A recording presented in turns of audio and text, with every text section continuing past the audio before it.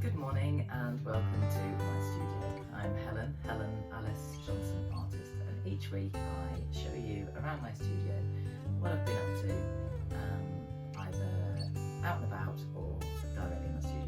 This week I am actually in my studio in Cumbria, and I have been working on my next garden painting, which is Chiswick House and Gardens. Funnily enough, it's not this painting here, there's the one, another one that I'm painting, which if you watch next week you'll see the updates on that as well.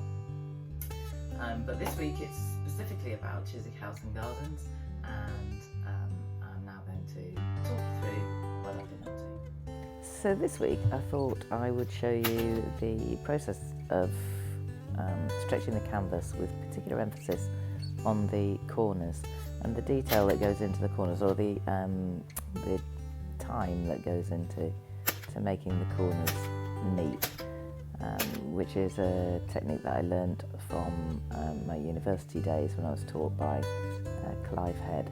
You can see there they are nice corners. Once I've stretched the canvas, I always test it for tension.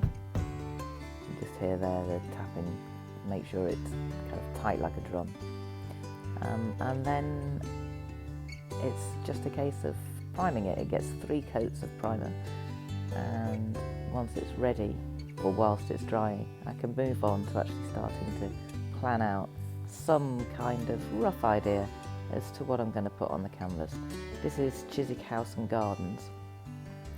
I've been to the gardens twice now at Chiswick, and this is kind of my starting point. If I'm honest, I'm not sure that it will end up looking like this, because there's too much house at the moment. I've got my 2 panels, my golden section square as well as the rectangle, and as I did for my previous painting Ete, you've got a kind of like representational image on the rectangle, which then kind of disperses into abstraction on the square, but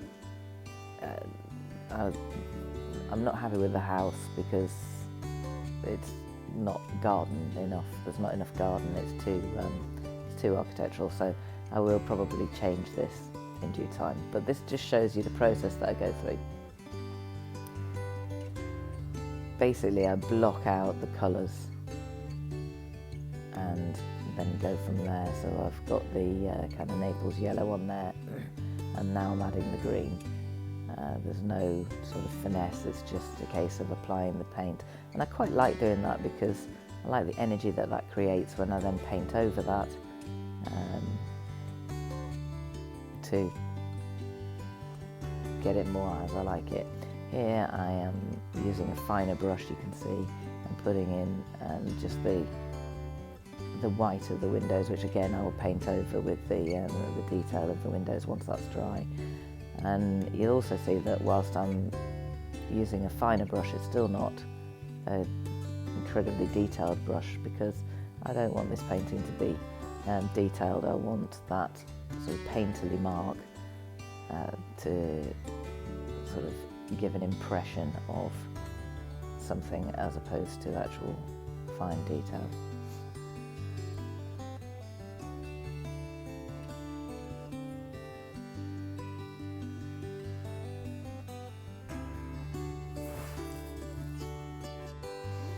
So whilst the composition of this painting will probably change, what definitely won't change is the colour scheme, because this is exactly what I see when I go to Chiswick House and Gardens.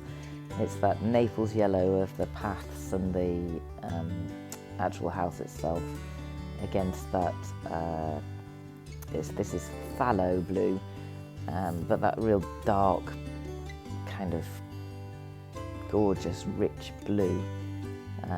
That is the railings, even the teacups in the coffee house. So that colour scheme will definitely stay, no matter what happens to the composition. But like I say, the house will probably go. So hopefully you found that interesting and useful at least. It shows a kind of process that I go through. Not everybody goes through that process. Some people do things very differently. I'm not kind of pretending to teach anybody how to paint. I'm just showing you the process that I go through to create a kind of abstract, semi-abstract painting. follow me on Instagram to watch this on a daily basis as it changes throughout the week, because like I've said in the talk through, that house is definitely going to go, so you can watch as that develops by following me. Thanks ever so much for watching, as always. I hope to see you in a garden somewhere tomorrow, and next week for my next studio series. Thanks again.